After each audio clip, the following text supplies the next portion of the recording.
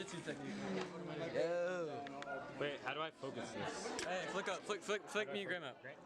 Are you recording? I have to record. Flip me and Graham up. Hold up, Flick me and hold Graham up. up. How do I focus? I'm not a photographer.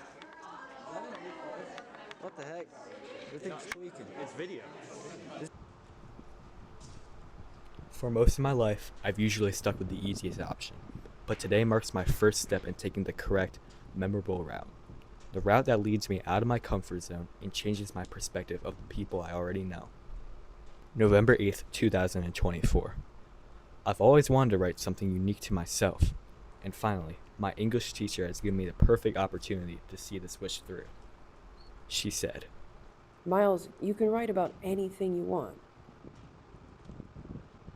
Before I started writing, I left the classroom. I walked toward a former teacher of mine sitting outside the classroom and blindsided her with an impossibly difficult question. What is your biggest regret? I'd been thinking about how cool it would be to write using this question as an outline. Her answer was thoughtful, beautiful, and full of trust and respect I did not know she had for me. Turning the question back to me, she asked, Miles, what is your biggest regret? November 9th, 2024.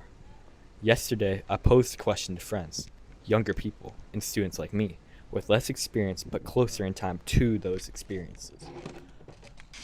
I met with a therapist today, and I explained my project to him because I thought he would find it fascinating, and, although we are vastly different, we both appreciate detailed art. I went on and on about what I was planning to write and create, and how I had just asked the question to my stepmother that same morning and learned more details of her childhood. Mid-sentence, he interjected, But Miles, did you ask your dad? I don't want to ask him. It was his fault for my parents' divorce, or so I've been told. He, like me, is logical, smart with math, and great at any strategy game thrown in front of him. He is so good at games that he was a professional poker player for almost a decade. When I was younger, my mother told me they split because one party could not communicate well enough with the other. She said this intentionally vaguely, but I thought I knew who was responsible. I need to prepare myself for my dad's answer, because if I don't, it could hurt me. I grew up with some animosity towards my mother. She was the one who proposed the divorce. She was the one who made my life more difficult. My dad was cool. He played video games with me. He was the one who could stay with me while I wasted my time at home on my sick days or weekends. He could do this because he did not have a job. Realizing that was never my mom's fault was my biggest turn of maturity yet. My life can be split between before and after this realization. How I went about my life changed. There were no such childish ideas like the cool house where I play video games and the lame house where I don't. Just two households with their own circumstances raising me. He is a good man and dad. However, a few weeks ago my father said to me over dinner, You know, Miles, I could have been a better husband to your mother. I ate my food fast. I left the dinner table in a hurry.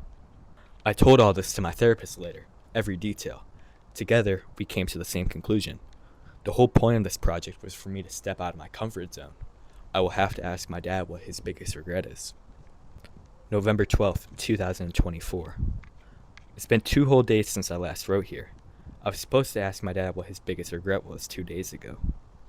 Today, I'm going to have to ask him. I called him during the evening. I'm at my mom's house.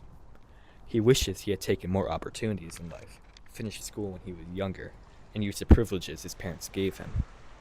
I often see my dad and myself. He enjoys games, is occasionally lazy, and was privileged in his youth. I sometimes fear that I will waste the money my parents spend on my private education. My dad went to an Ivy League college but never graduated. He wishes he realized how unhappy my mom was before it was too late. It was a blessing that he had a wife and child, and he regrets not keeping all 3 of them together.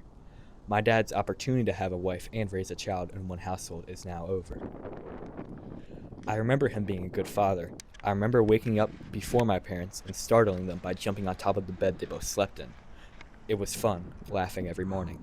I also remember once when I jumped on top of the blankets that only my mom lay there. My dad was sleeping in a different room. My father was comfortable with focusing on grad school and video games at home. He understood what it meant to be a good father, but he did not go out of his way to be a good husband. I would say I understand him more now, and with that understanding comes a sense of clarity I didn't have before. The mystery and doubt that once clouded my view of my parents' divorce dissolved. While the event hasn't disappeared, my feelings towards it are lighter.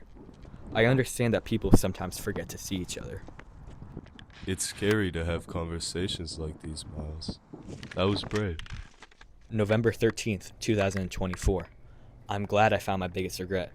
I have, in the past, consistently chosen the easiest option. I regret not taking my opportunities. Finding this regret has pushed me to have conversations I needed to have. I feel I've grown closer with every individual I've worked with. Knowing my largest regret has made me take the difficult path. I made myself ask my dad about his true regrets, pushing me past my comfort. Stepping out of my comfort zone ultimately led to a talk about my parents' divorce, an event in my life I've never investigated past the surface level.